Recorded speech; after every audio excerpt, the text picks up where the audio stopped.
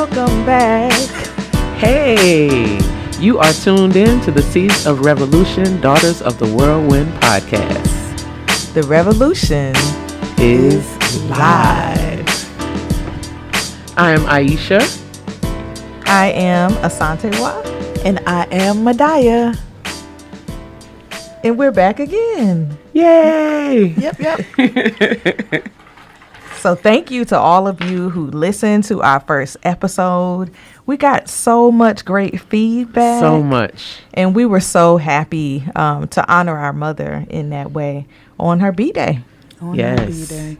So in honoring Women's History Month, we will have some special guests for this episode and upcoming episodes. Mm-hmm. But we'll start with sharing a little bit more about ourselves, because last week was an introduction, but there's so much more to us. Yes. So who wants to start? We'll start again with the eldest. Right. They're going to keep doing that, guys. You know, that's their way of just throwing it off of themselves and putting it on me, but it's okay. That's what sisters do. So a little bit more about me. Wow. There's so many layers.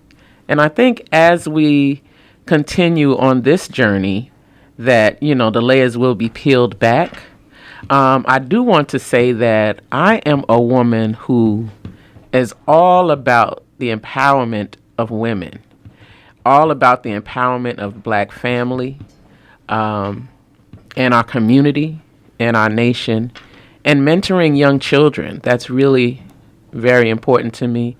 Mentoring those who are coming after me, because everything that I have does not belong to me. It is for me to share.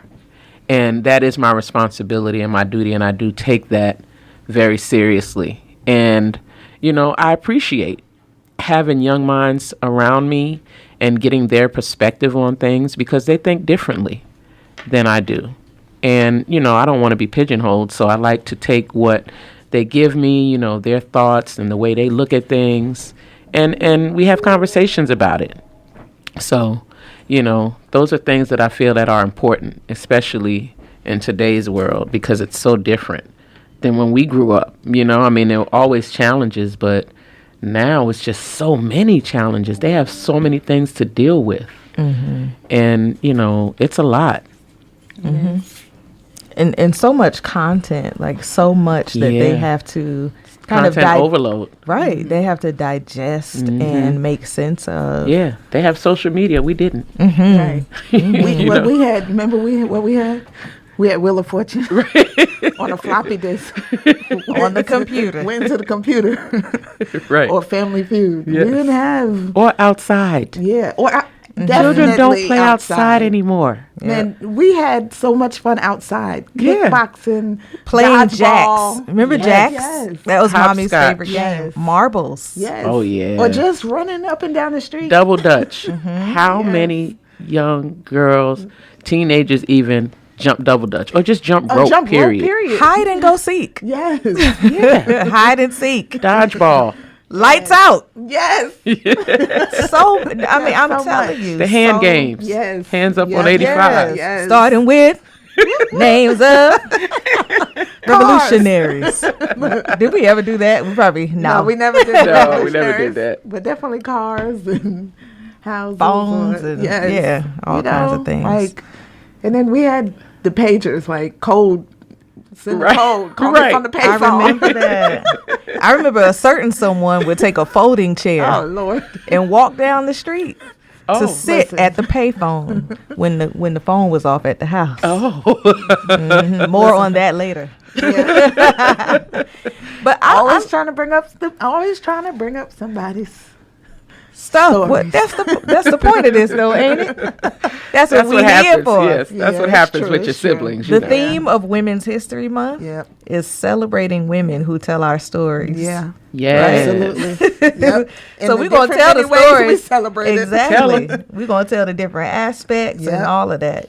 Absolutely. But I really appreciate what you said, Aiyisha, about this. I'm going to change the language a little bit, but you talked about this mutual relationship that you have, with younger people. Yes. And it not being you just kind of depositing into what folks would call like an empty vessel. Right. Because a lot of times people look at young people as just, like they don't know anything. Yeah. Right. So yes, we are here to teach them as elders, as older people in the community, as mentors and educators, so we were once them. We were once but we have young. so much. Right. We were once them.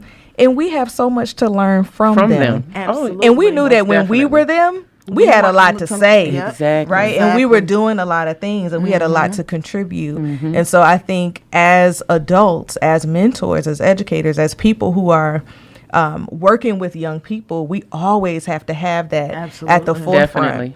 Of just giving that space. It's not a thing of I'm better than you, I know more than you. Absolutely not. Yes, I have more wisdom, I've had more experiences, but that doesn't mean that I'm saying I am better. Right. And your experiences was for your time. Because when I look at now, even being a mother of, it's weird, like two sets of children, having children I have adult children, then I have teenagers. Right. And even raising them has been different because the adult children didn't have the social media outlets as much as the teenage children I have now. So even then it was kind of, they had kick, like little things, and it wasn't as wide open. Now it's like You got TikTok, IG, Twitter, Facebook, Twitch, everything, and then so many things. I don't even know the names of all the games things that you go in and play, and you have to even be aware of that because those games, you have adults coming in them games as children, doing whatever wicked stuff that they may be doing. So my youngest daughter, she doesn't get on them games as much but as my son, my 12-year-old, that's his life. If I take his computer, it's like, what am I doing now? No, mommy, no. That's why you need to go outside. Exactly. But it's just like all the other children are where? On their computer. Right. So when he's outside, he's like, what am I going to do? Kick rocks? Yes. Exactly. Kick some rocks. And throw them too. Right. Do something. But it's like, and part of it, not to put it all on the children, us as adults have become complacent and allowing it because then we don't have to do so much work either. It's like teaching them or distracting them or keeping them busy, so to speak. Exactly. While you stay busy. Because parenting ain't easy. It's not. And, we need a break, but we got to understand our break cannot be to the detriment of our children. Right. Absolutely. And that's a lesson that some of us learn as we go through it. A lot of people are like, oh, do this with the children. Everybody's raising different. Exactly. So it's just a process, but I definitely like what Asantewa said. I appreciate you bringing that out because it's so important that we acknowledge that because that's having more conversations with each other overall, and that's generationally. Right. Like we were blessed to sit at the feet of our grandparents, aunts and uncles, cousins who were more like aunts and uncles with their experiences, and all of our cousins, different various age groups, and then our siblings, various age groups. So we always had that sense of community in that way within our own family, and how we were brought up, things that we talked about, and nothing was off limits, and that's, back to our parents and giving, so much respect, to them and how they chose to raise us, and allowing us to be part of what some people might consider adult conversations. But when it affected the family, we were all a part of that. Right. It's a family conversation. Yes. Exactly. Yeah. So I appreciate that. And I guess just a little more about what I do. The last introduction, Princess Mdaiyah, as administrator of my community, one of the things I do is I do a lot of the organization, the financial, just balances every day of fundraising and just having constant meetings, reaching out to different people on different avenues to bring more funding into our community. I'm also a shepherdess, so I have sheep and I have goats. And honestly, that's something that when I first started, I was like, oh, I don't know if I could do it. But that is so refreshing to be able to, I can go outside, stand on my porch and call my sheep and then they reply. Shuva. Exactly. And Shuva, for those who don't know, Shuva is Hebrew for return. So they know, and then sometimes I don't even have food for them. But once they hear the door open, they probably think you're coming with something. It's the possibility. Yeah. Yes. And then when they hear Shuva, they come running. And and I've even shown my children how to call them and feed them. So it's not just something that I do, and then they be like, oh, we got to go get the sheep. I'm like, yes, let's go do this together. Shuva. Because, right, exactly. I'll be like, no, they're not coming with that. You got to get excited. Make them want to come to you. Call them lovingly. Exactly. Right. Then when they come, rub their head a little, But Shuva. Exactly. And then when I had my niece there, Free came. And I showed her how to do it, and she loves it. She'd be like, "Oh, the goats are out, or the sheep." She loves and then it. I had my garden, and she helped me pick the vegetables, and it was just so happy. She was so happy in that process, and it was happy for me to share that process with her because that process brings me peace. I have to get more into the gardening. Yes. I know both you and Asantewa have, gardens. These gardens, but I will say, y'all know, I never could take care of plants. Yeah. But y'all know the two plants that I have. And I've had them now for over 2 years. One of them since 2020. Okay. And the other one since my birthday in 21. Oh, yeah. So, and they're flourishing. And I'm so proud of myself because, I was like, I can't do Listen, this. That's good. But you know what, Aiyisha? Me. I was about to say, same for me. When they were like, you should garden, I'm like, man, first, I don't have time. Secondly, but it is relaxing too, though, when you start. Oh, my gosh. It's so relaxing. And it takes it back to, again, what Mommy told us. Exactly. Growing your own food, taking care of the plants. Yes. It just does something. Life. And it does something to your spirit. You're cultivating life. It is. And that's what, once I saw the first bud of the seed grow, my eyes were so big. It was just like, oh and my gosh, makes you want to keep going. Exactly. You want to see what else you can grow. And it made me more appreciate the creation that the Creator allowed us to even help to cultivate. Right. Because He doesn't have to allow us to do anything. Yeah. But He's given us our own power to say, grow your food and feel the essence of how it grows. And then you get to eat what you grew. And when you taste it, we grew our own collard greens for the first time. Yes. And it wasn't even a lot. We did not harvest a lot, but just that little bit, the taste of it so fresh, so rich. And you knew it was something you did. Yeah. Right. It makes you say, I want to keep doing this. Keep doing it with varieties of food. Yes. And that's just, that it's so much more to the gardening thing. And of course, we'll have episodes to talk about that. Yeah. But just, more of, I'm also assistant principal at our private Hebrew school that we established on our land. And it's a beautiful process to even do that, to see our children get educated every day. And not just the education that, we've talked about last episode that, quote unquote, America, United States of America has said, this is the only way to do it.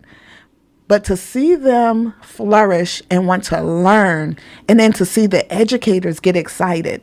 And our educators, they work on a stipend. And when I say a stipend, I mean like a small modest stipend. Yes. Right. And so to see them do it means they're doing it out of love. Yeah. And because they're doing it out of love, the scholars receive it with that same love, and you see them flourish. And it's important now, especially with all they're trying to cut out. Not that they weren't already cutting things out. Now they're blatantly now they want to just totally remove history. Our story. Yes. The truth. It's exactly. Crazy. The truth. Crazy. Because when I heard the other day someone saying, oh yeah, they're saying that slavery never existed. It was called servants. And I'm like, now we cannot falsify calling enslaved Africans immigrants. Exactly. Right. Yeah. That means you're saying they're trying to totally erase involuntary migration. They're erasing the truth. They're just doing what they've always done, rewriting history. Right. They're rewriting what they call history for their benefit. And then outside of that, it's just the other things. It's they're teaching so much stuff that just is out the box. That's not out the box in a wrong way. You know, it's so many ways that you can teach children. And then some things are to be left to be taught at home. But now it's like they're trying to make school be, oh, no, we got to allow, you know, and then giving teachers more responsibility over a child. You're not the parent.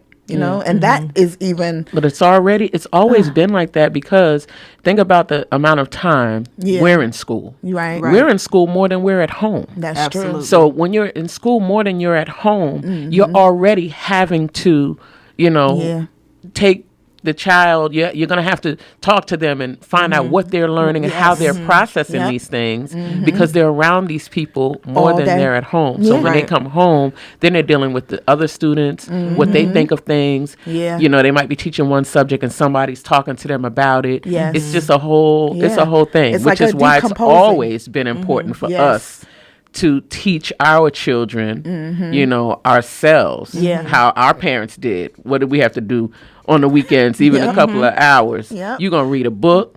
You're going to get that stack of encyclopedias. Exactly. Yes. Recite your poems. Research the dictionary. You're going to, you know, find some new words every day. Book reports. Yes. Film reports. If you're going to watch oral that film, report. you need to write one page and tell me what you learned. Watching what they watch, which they consume. Because like we talked about with social media, they're consuming everything. There's so much that's going on in their head that we weren't even exposed to. And you know what's even crazier? You can put blocks on their stuff. Oh, and they figure out how they know how to get around. I said, now how did you figure that out? But because they're going to do what they want to. Exactly. Which is why it's important, like going back to what you said, like really having our hands on them. Yes. Right. You know, and even what you said, Aiyisha, around just the amount of hours. Yeah. Because if we add after school to that, like there are children who are in the hands of people that are not their parents or caregivers for 16 hours plus hours a day. Especially if their parents are hardworking and have to work, you know, especially when you look at single working parents outside of the home, working multiple jobs, to take care of, and you know, and we leave our hands in these educators' hands because our children, thank you, in the educators' hands, because we have a trust that we, you know, we feel like, okay, they're in a good hand, they're in great hands. It's either that, and or then when they're we're old just enough, hoping for the best. When they're old enough, then they become what technically they call a latchkey child at home. Right. And I remember going home and remember what mommy told us. You could only watch certain shows. Yep. Oh yeah. And it is Don't not turn when the you TV on. until after your homework. Educational. Your homework was done. The kitchen was clean. Your room, the bathroom. Like it was a list of things that had to be done prior to having that social time, and it was, like you said, very limited. Oh yeah. I mean, Fat Albert. Charlie Brown, Flintstones, and the Jackson 5 when that came on. Yes, and then when the Cosby, it was a Cosby Show, and Fresh Prince, and it was world. After everything was done, and if it wasn't done, you just wasn't watching it because we didn't have DVR. On Saturday morning, she would let us get up to watch Schoolhouse Rock. Yes. Yep. That's why I know all of the songs. Yes.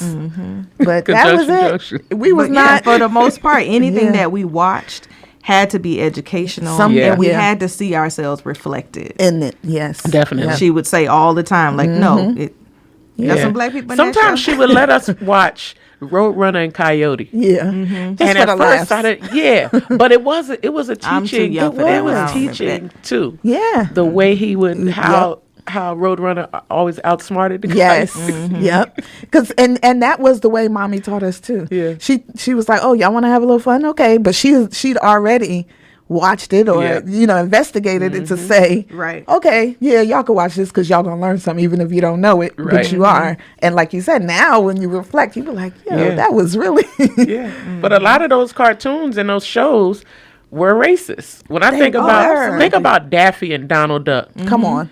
The Daffy black one was black and silly. Donald Duck was white, buttoned up, smart, bow tie. Yes, you know, like business class. Right, Daffy, just black feathers, looking like he just woke up. Like what? How they speaking the like image? The image is like what a black they did. minstrel character. Exactly, and so the images is what mommy, made sure. Not just mommy, our parents made sure that we identified with, as Asantewa mentioned too, because those images could be just as damaging as the words. Yeah. Oh, absolutely. Definitely. And there's so many more cartoons we could break down. But we'll get into that another time. Exactly. And speaking of that, I'll share a little bit about other things that I do. Yes. So I teach a Black Images class where we dive into that and we talk about just the history of racist imagery in the United States in particular and, across the world. And anti-Black racist imagery in particular. So I mentioned last week that I'm an associate professor of Africana Studies at Kent State. So I teach, like I said, Black Images. I teach a Black Childhood course. And I also teach our Black Experience courses, which pretty much chronicle the history, the culture, and the lived experiences of Black people on the continent and all throughout the diaspora. From the beginnings of time to our contemporary moment. So in addition to that, I also founded the Fulani Institute of Academics and Arts, which is a youth institute. I also serve as curriculum advisor at Tamu Sana Kanyama Preparatory Academy. And hopefully in a future episode, we'll be hearing from the founder and director of that African-centered school. It's a high school, and also Mama Tamu Kanyama, who the school is named after. Yes. In addition to teaching at the college university level, I am very passionate about engaging young people as well. As you'll hear, there's a through line here, right? We're all passionate about, working with younger generations and passing on the torch, and ushering in, for me, I take great pride in ushering in new generations of scholars. Absolutely. Right? Of thinkers, of whole and full critical human beings. Yes. Absolutely. Critical thinking is paramount. We got to critically think for survival. Absolutely. Not just to matriculate through educational institutions, but to matriculate through life. In addition to that, I'll add that my husband and I are co-CEOs of Ashanti Gold, which offers prepared vegan meals and also premium beverages. One of those being our sorrel that I believe everybody in this room has tasted. Yes. I got to get a review from one of the people that I brought it to the last time we were here. So you can find that at Ashanti Gold, ISHANTEEGOLD. At Instagram, you can follow us, you can DM us and get our menus, our schedule for how you can order. And then my personal IG is Acts of Liberation, ACTSOFLIBERATION, Acts of Liberation. And then you can also follow Seedz of Revolution, SEEDZOFREVOLUTION.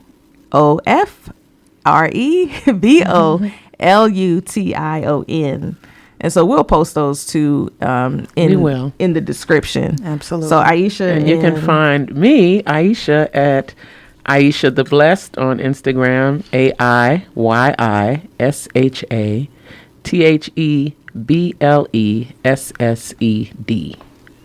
All right, and you can find me on Instagram. This is Mdaiyah at Mdaiyah, MDAIYAH_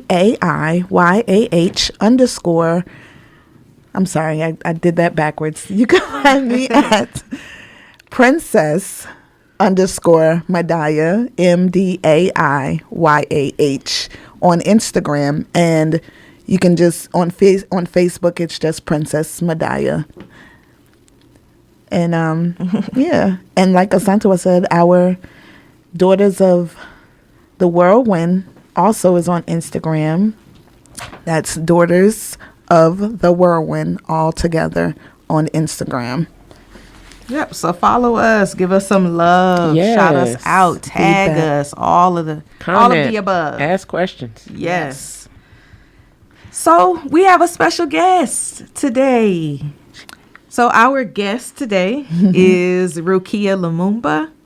And Rukia Lumumba has an extensive bio, so I'll condense it a bit. Okay. To kind of capture the essence of who she is and what she's doing out here in the world. So Rukia Lumumba is a transformative justice strategist and human rights activist. She was named New Activist by Essence Magazine and an Emerging Leader by the Congressional Black Caucus. She is the daughter of community justice icon, the late Mayor Chokwe Lumumba and Mdaiyah Lumumba. Rukia continues the Lumumba family's rich history of advancing issues and initiatives that elevate the legal, economical, health, and educational rights of individuals, families, and communities.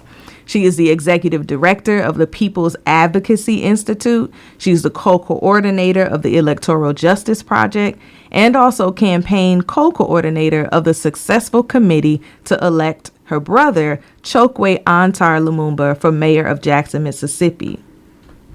She's worked in transformative justice for more than 18 years. And she has worked within and outside the system to foster justice for all, especially as it relates to criminal justice disparities for people of color. And so as you can hear, Rukia is carrying on these traditions, even some of what we talked about in our first episode. And so we are very excited to welcome Rukia Lumumba. Whoop, whoop. Yay. Whoop, whoop. Hey, sis. Join. I appreciate y'all. It's always good to be on with my sisters. Yes. So good. So good. We're so happy to have you on. How you doing today?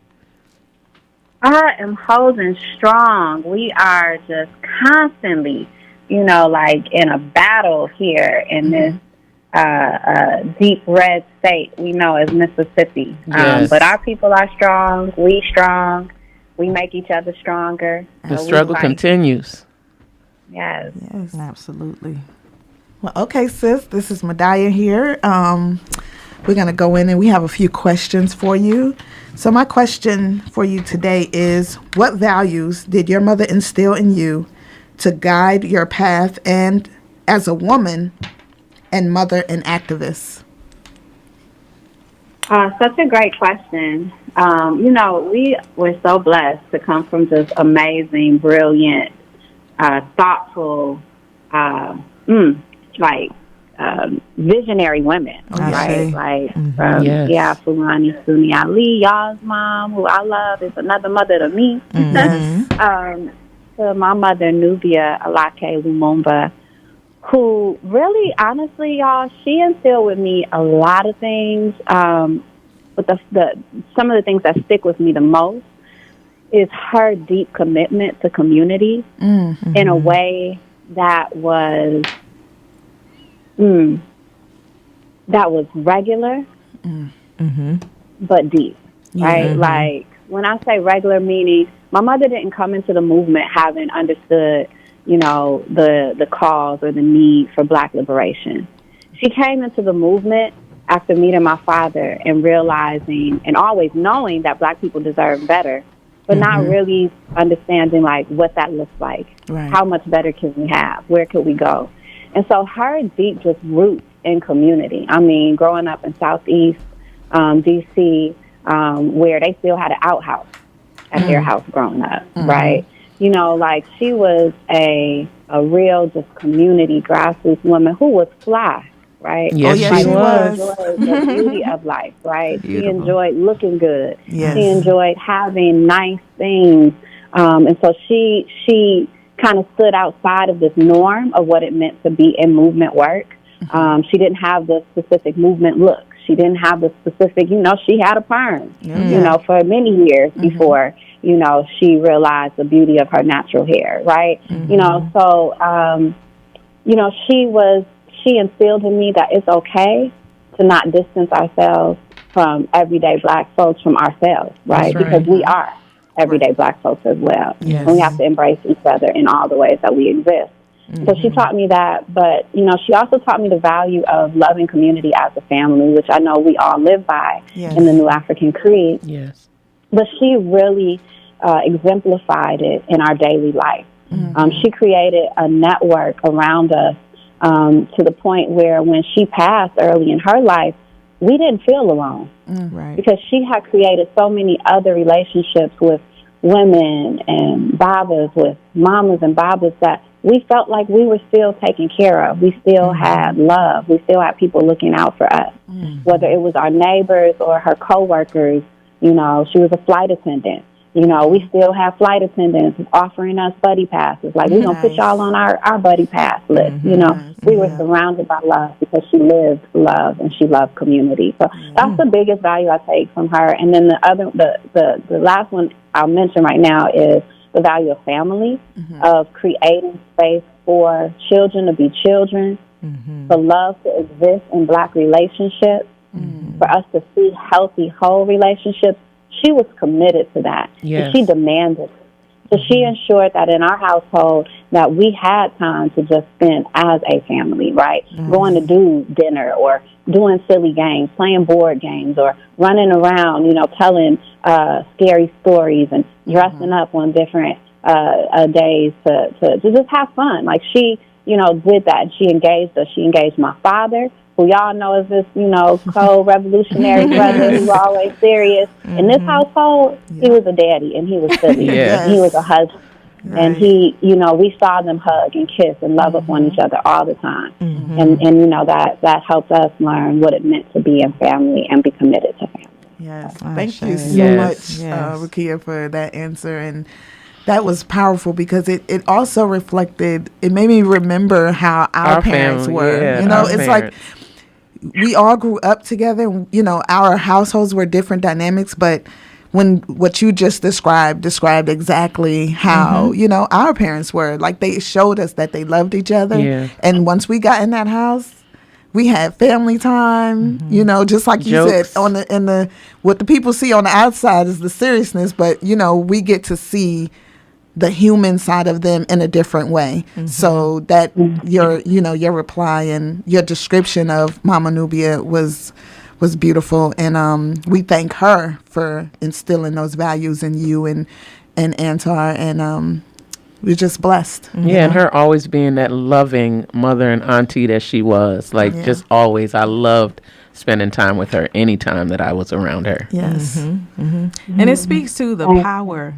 Yeah, the power of women, right, and the power of the mama to transform. I love what you said about, we see, you know, Baba Chokwe was one way, but in the house, you know, Mama Nubia was like, this what we doing. This is what's going on in here. Right. Yeah. So I want to ask you, Rukia, just in alignment with that question, you do so much, right? We read your bio earlier, so the people heard a little bit about and I say a little bit about what you're doing, because I couldn't read the whole bio, and I know the bio doesn't cover all that you do, right? So in the transformative justice work that you do, I'm curious to know how you are kind of retelling the stories of Black people. Like, if we think about the theme of Women's History Month this year, it's celebrating women who tell our stories.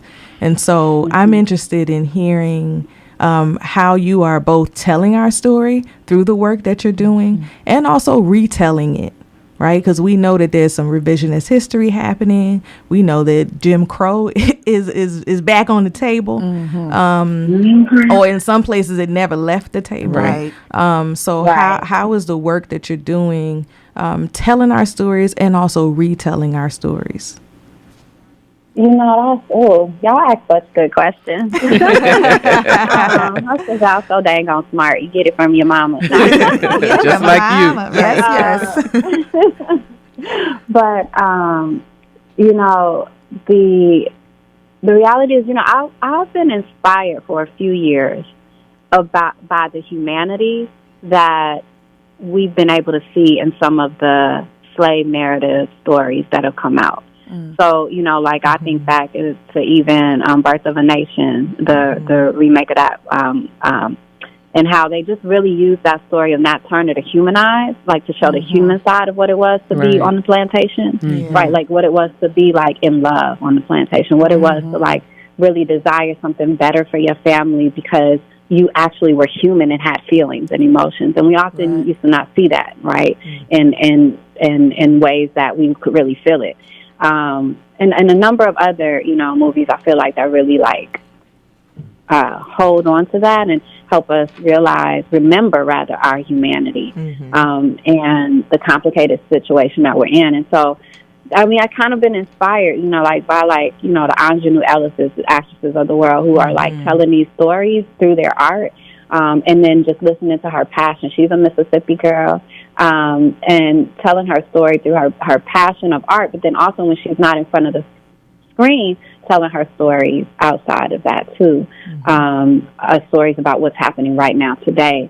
And it's kind of like listening to her, listening to others, how it kind of pushed me into beginning to remember, we got to talk more about our humanity. So when I'm talking about transformative justice, when I'm talking about our rights and responsibilities to create systems of accountability, of public safety that actually keep us safe and well, I really talk about it from a place of our humanity, our right to dignity, our right to wellness, and helping us to remember that those are the things we care most about. Right. If we care about what does it mean to take care of each other, to take care of ourselves, to be able to not live consumed with stress and tension because we can't pay our rent, because we can't do the basic things. Because we don't have a good diet, because there ain't no good grocery stores around.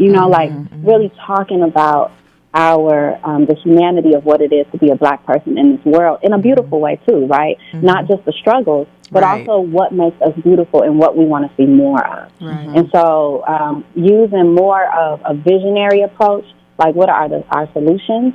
We talking about the problems. Now, what are the solutions, though? And spending most of the time talking about the solutions.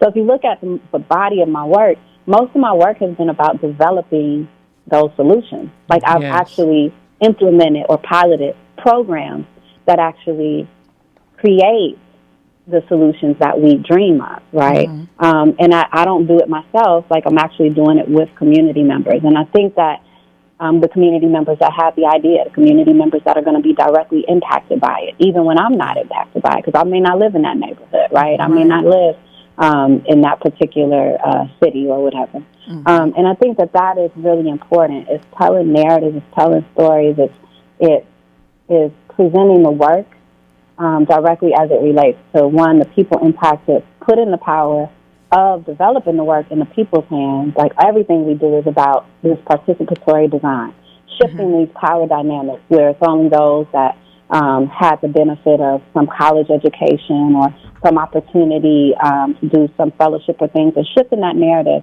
and saying that we all have the brain power and the desire. We just need the opportunity to design the solutions. And so centering our narratives on our own self-determination to do that, to design and create, and presenting those opportunities. Yes. I love powerful. That. Yes, Rukia. So powerful. So, we've talked a lot about what you do, and you do so much, but I know that the most important job that you have is being a mother. So my question to you is, as the mother of a son, what are the conversations that you have with him regarding the killing of Black men, women, boys, and girls by police and others? Ooh, yeah, man. My son, my baby. Always will be. Yes. I call his name Kadir, King Q, as we say. Yes. King Q. Those conversations are never easy. I know that all of you all know, right? And they are oftentimes, for him, he is a child. He is I'm going to call him a child, because that's what he is. He is a child. He's 15. But he's a child who has always been sensitive to harm from others, harm to others, rather. I remember watching, we'll watch, movies, right? Little cartoon movies, Disney movies or whatever, Pixar movies, whatever you want to call it. And one of the movies that I remember the most is this, the Lorax. Y'all know the Lorax, about the trees, and they were cutting down the trees. And this child was maybe like 6 years old, maybe 7, and I'm falling in and out of sleep on the movie because that's just what I do. Every time I wake up, I'm looking over at him, and he's like, "No, the tree!" And he's like bawling, crying, like he's just like in tears. Wow. You know, and he's like, "Why would they do that? Why would they do that?" He's always been very empathetic to the plight of others. You know, as much as he'll cry, he'll also defend, right? So he's ready to jump, right? You know, if I say something to one of his cousins or god brothers or friends that he don't like, and he's like, "Mom, you didn't have to be so harsh. You don't have to be so," constantly defending, right? Defending his people. And so when we have these conversations about police violence on black bodies, on black people, on black children, it hits him hard. And it causes him to not want to see it, right? He doesn't want to see it. He's not like one of those people who got to watch the video. Right. Yeah. It's enough to know that it happened. And it makes him angry. Yeah. And it makes him sad. And so I have the conversation similar to how I have the conversations with our community family, right? Right. Around solutions, around violence and solutions, whether it's police violence or interpersonal violence. Similar to how I have those conversations. We're not going to focus just on the issue. Because if we sit there too long, all we will feel is the pain. Right. Yes. But if we move a little bit farther into the solutions and engage in that dream and that visioning process, then we get to feel what we want to see happen. Because it starts sometimes by just feeling what it means to be safe. Yes. What does it feel like? What does it feel like in your body, in your mind? And then let's think about how we realize that in public. And so then we think about it and we talk about, all right, well, when I'm walking down the street, if I'm in Jackson, it's good because I feel a little safer because I know most of the police know us, look like us or whatever, but it's still some level of fear there, right? And rightfully so, because police, whether they black or white, whether they in Jackson or New York, they still killing folks, right? That's a reality. And they killing black people, and that's a reality. And but just understanding how that feeling feels in different places. In New York, because he lives between New York, he lives between Brooklyn and Jackson. Right. And so, when he's walking down the street in Brooklyn, his concern is predominantly around the police, as opposed to in Jackson, his concern is more about, did I leave my car open? Somebody going, you know what I'm saying? Like, did I lock the car? Is mom going to get mad because somebody might get something out the car or something? Might get hungry and see something in the car and grab it. Like, it's more of a safety precaution around property value, around just looking around, making sure nobody run up on you to, grab something. But in New York, it's a fear about police, right? Right. Yeah. Where am I walking? How am I getting there? When do I need to get back to the house? Right. What's the best route to take? What's the best route to take, right? I done forgot my, there was one time him and his friend, his godbrother rather, were jumping on the train to get to school. And his godbrother forgot his Metro card. And they had to make a tough decision at that moment. Do we jump the turnstile? Does his godbrother jump the turnstile? Or do they go back to the house to get the car to then be late for school? Like these ridiculous things that no child, when it shouldn't even be a crime for them to jump the Metro, the turnstile, because they get free passes anyway to go. Right. But kids and rikers to this day for jumping turnstiles. You know what I'm saying? So, I know I was long-winded with it. That's okay. No, that's good. But that's powerful information. And it's necessary. Yeah. Like this idea of, first of all, Rukia, you calling us smart. First of all, I could talk to you. We could talk to you all day. And hopefully we'll have an opportunity to do that. We need to do a symposium or something of the sort. But I just want to quickly speak to this notion of human. It's so powerful because we often forget that we are human beings, because often we're either on one end of the spectrum or the other. So one end as in struggle. We're struggling so much, we don't even feel. Right, we're not able to think clearly. We talked earlier about being overloaded by information, and definitely information and imagery of our demise, right, of violence being enacted upon us. And so on the other end is this idea that we're resilient and we can just continue to keep taking shit, and that we're magical and all of these things, and that's true, but we're also human. We're in between. We're somewhere in between those things. We need and a above space those of peace. things. Right. We need a space beyond those two very extremes, right, of existence. So thank you for bringing that up, Rukia. And I know that you have a lot going on. So we're going to end off with what we call the Power 5. And we're going to ask you 5 rapid fire questions. And so whatever comes first to your mind is what you can respond with. Yes. So the first question is, when I say revolution, you say? Now. When I say whirlwind, you say? Oh, you got me, the storm. But the first thing that came to my mind is your mother and father. I see. What book should everyone read? Oh, man. Y'all are killing me right now because I got books in my head. First one. So many. I don't know. I can't. I feel like I'm under too quickly. Okay. I think folks should definitely read. I'm just gonna throw out my favorite right now because y'all are asking me this. But I think Zora Neale Hurston's "Their Eyes Are Watching God" because I think it is a really clear description of, for me, what Black womanism is, and really holding on to that. And we don't often think of it when we think of that book. Okay, so next I'm one sorry, is y'all. You it's good. okay, it's good. Yeah. Who is your favorite revolutionary? Man. I know it's so hard because you know that was a real hard one for me. I was like, man, y'all about to really ask me that? I got 5, 10, but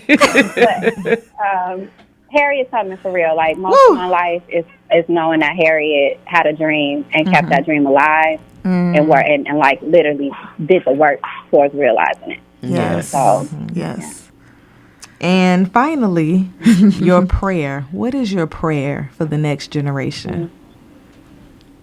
Oh, my prayer is that our dream of wellness, of safety, of happiness, of comfort, of laughter, of all the ways that people define joy is realized for them.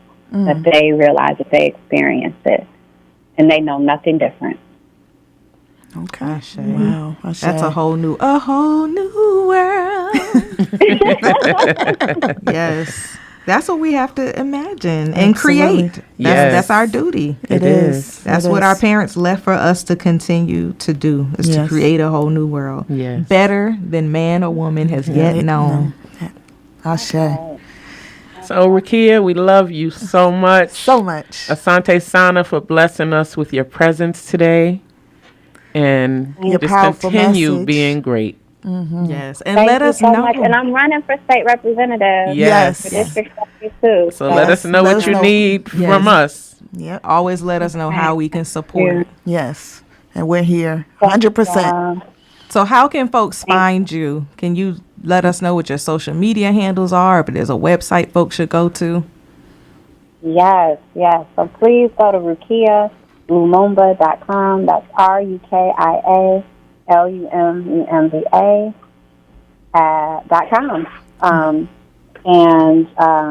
Also, you can go to learn about our work. Go to People's with an S AdvocacyInstitute.com. And just follow me on social media. My first name, my last name, Rukia, Rukia, Lumumba, Lumumba, on all platforms, Facebook, Twitter, Instagram. I'm not on TikTok yet, but yeah. Okay. Soon. Yes. Yes. All right, we love you, sis. We love you. We love you. We love you. Free the land. Stay safe. This is so great. Free the land. Free the land. All Free the land. Talk to you soon. All right. That was so powerful. That was very powerful. Rukia Lumumba. Yes. And the beauty in it, as we were doing that, I just was thinking of how our relationships are generational. How her father was our parents' lawyer and brother and comrade. And what she said about Mama Nubia, about the family ties, when she passed, it was like she said, so many of us came and were there for them because Mama Nubia had already set that foundation. And because of how our parents were together, they raised all of us so much together that people really be like, y'all are cousins, and we be like, yeah. And they really be trying to figure out, like, well, who's in that? And we be like, we're cousins. And more importantly, she's our god sister. Exactly.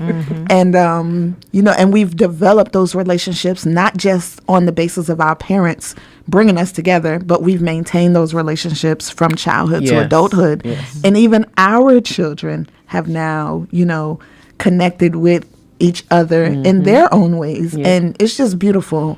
And I'm glad that we were able to sit here and hear everything she had to say. Sometimes we surprise ourselves and each other with how much the impact of how we grew up and how it has made us into these powerful women, powerful men. And how it presents as adults. Exactly. How we carried on, the ways in which we carry it on. So. Well, that was very powerful. And I think that, it's a great way to end this segment. Yes. You have been listening to the Seedz of Revolution, Daughter of the Whirlwind podcast. Be blessed. Look for me in the world.